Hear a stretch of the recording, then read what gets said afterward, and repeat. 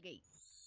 कहानी उस घर की है जहाँ बहू और बेटी को एक माना जाता था, लेकिन फिर अरे शिखा बेटा, तू रसोई में क्यों घुसी रहती है? जा, रोटी मैं बना लूंगी।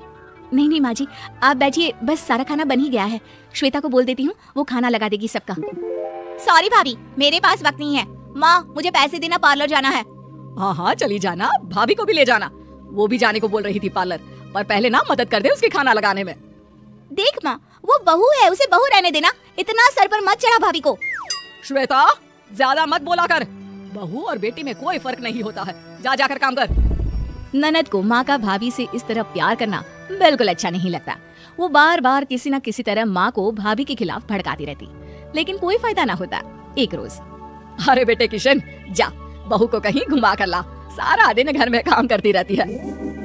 हाँ हाँ माँ, हम लोग जा रहे हैं ना गोवा। अच्छा जी, भाभी ने तो हमें बताया भी नहीं। वैसे तो सारी पंचायत करती है, ये गोवा वाली बात क्यों छुपा गई हमसे? अरे क्योंकि उसे खुद नहीं पता था बहन, मुझे टिकट सस्ती मिल रही थी तो मैंने बुक कर दिया। हाँ शिखा, पैकिंग कर ले, संडे हम जा रहे हैं गोवा। दोपहर में शिखा पैकिंग कर रही थी कि सास आ जाती है। ये क्या बहू, साड़ियाँ? अरे गोवा जा रही है घूमने या फिर शादी में मायके हैं? माँ जी, ऐसा कुछ है ही नहीं, समझ में नहीं आ रहा क्या रखूं कपड़े में। अरे तेरी और श्वेता की साइज तो एक ही है, उसके कुछ मॉडर्न कपड़े ले ले, आकर लौटा देना। हाँ माँ जी, ये ठीक रहेगा। शिखा श्वेता के पास जाती है और उससे कपड़े मांगती है। ना जी ना, मैं अपने कपड़े ना दूं, वैसे भी फैल जाएंगे मेरे कपड़े, बहुत महंगे वाले हैं। शिखा मुंह लटकाकर कमरे में आ जाती है तो सास कहती है, चल तैयार हो जा, तुझे मैं शॉपिंग करा कर लाती हूँ गोवा की। बस फिर क्या था, सास बहू निकल जाते हैं मार्केट और एक से बढ़कर एक ड्रेस खरीद कर घर आते हैं। पहले बता देती कि नए कपड़े दिलाने वाली है भाभी को, तो मैं अपने ही दे देती ना भाभी को, मुझे दिला देती नए कपड़े। देख श्वेता, परिवार का मतलब सबके साथ रहना होता है, ना कि सिर्फ अपना सोचना। वैसे भी तुझे अच्छे संस्कार सीखने चाहिए। और रही बात कपड़ों की, तो शिखा, आज से घर पर भी तू मॉडर्न कपड़े ही पहनेगी, कोई जरूरत नहीं है ये साड़ी वाड़ी लपेटने की। अब क्या था, घर पर श्वेता और शिखा एक जैसे रहते। एक बार पड़ोसन आती है। अरे बेटा, अपनी माँ को तो बुलाना, जरा बात करनी है। शिखा सास को बताती है और रसोई में चली जाती है। ये आपकी बेटी बहुत बड़ी हो गई है, इसके लिए एक रिश्ता है, कहो तो बता दूं। ये बेटी नहीं बहू है, घर में सब एक जैसा ही रहता है। वैसे मेरी बेटी भी बड़ी हो गई है, कोई रिश्ता हो तो जरूर बताना। पड़ोसन रिश्ता लेकर उन लोगों के घर आती है। तब श्वेता की होने वाली सास कहती है, तो ये घर है, कितने मंजिल का है? और ये बहू ने आपकी क्या पहन रखा है, जीन्स टॉप? अरे भाई, साड़ी वाड़ी नहीं है क्या इसके पास? देखिए, सर्दी है तो साड़ी में बहू कैसे मैनेज करती, वैसे पहनती है साड़ी भी। देखिए, हम लोग ठहरे पैसे वाले लोग, कोई कमी नहीं है हम लोगों के पास पैसों की, बहुत पैसे हैं, जमीन, नौकर चाकर, कार, सब कुछ है, लेकिन घर में संस्कारी बहू चाहिए, समझ रही है ना आप? सास कुछ कहती कि श्वेता बोल पड़ती है, हाय रे, नौकर चाकर से लेकर जमीन, कार, पैसा, हाँ हाँ मुझे रिश्ता मंजूर है मुझे। अरे रुक जा श्वेता, मैं बात कर रही हूँ ना। देखिए, हम लोगों के घर इतनी आजादी नहीं मिलेगी। अरे हाँ कर देना माँ, हाँ कर दे जल्दी से। सास क्या करती, बेटी की शादी ऐसे घर में कर देती है जहाँ ना उनके विचार मिलते हैं और ना ही आचार। शादी के बाद एक रोज फोन पर, श्वेता बेटा, एक बार घर आ जा, बहुत दिल करता है तुझे देखने का। माँ, वो घर पर बहुत काम होता है, कैसे आऊँ? बड़ा घर है, लेकिन आने जाने वालों की लाइन ही लगी रहती है। बेटा, मैं तो जानती थी उस घर का हाल, लेकिन तू ही नहीं मान रही थी।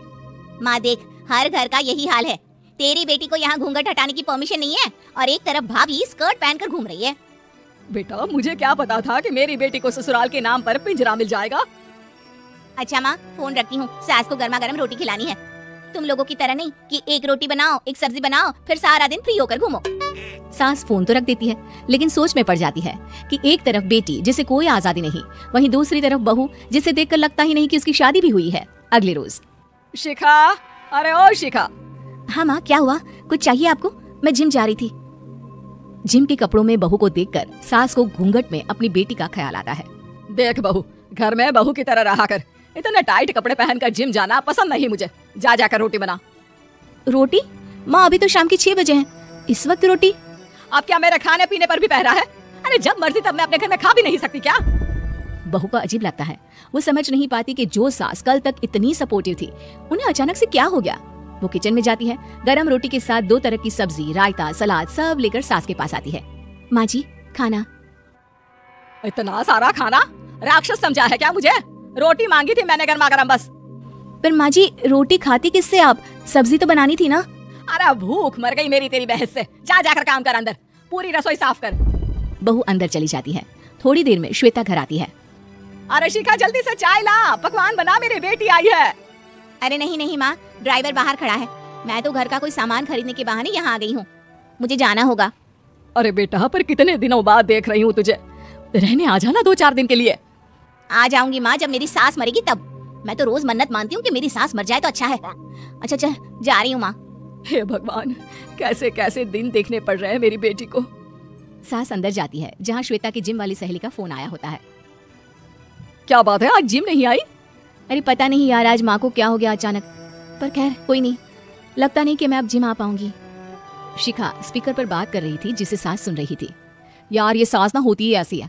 मैं तो कहती हूँ बुढ़िया जल्दी मरे और तू आराम से जिए। शिखा को सहेली की बात पर गुस्सा आ जाता है। माँ के मरने की कौन सा बच्चा दुआ मांगता है मोहिनी? आगे से ऐसी बात मेरे सामने मत करना। हमारे घर की शोभा ही माँ है। क्या हुआ जो थोड़ी शक्ति दिखा रही है? उसमें भी कोई ना कोई उनकी भलाई ही होगी। मैं तो कहती हूँ भगवान मेरे जैसी सास सबको दे, जो सिर्फ माँ की तरह है। सास वाली तो कोई बात ही नहीं है उनमें। सास ये बात सुन रही थी। उनकी आंख में आंसू आ जाते हैं कि क्यों वो बेटे की किस्मत में बहू को भी भागीदार बना रही थी। शिखा, अरे ओ शिखा, क्या हो गया? जिम नहीं जाना क्या?